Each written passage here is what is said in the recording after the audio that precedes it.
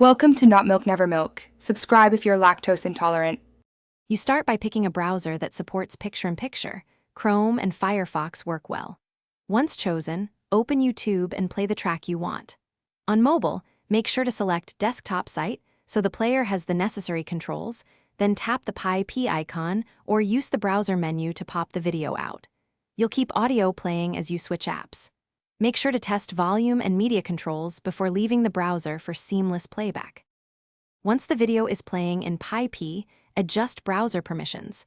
Allow picture-in-picture and media autoplay so the player won't stop. If you're on Android, open System Settings and exempt the browser from battery optimization. Otherwise, the OS may suspend background audio. Make sure notification media controls are enabled so you can pause, skip, or rewind without reopening the app.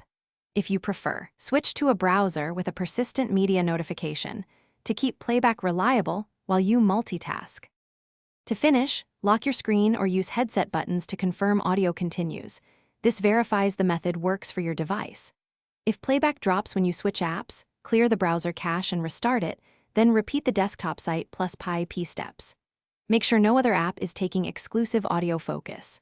If problems persist, try a different browser or toggle desktop mode off and on.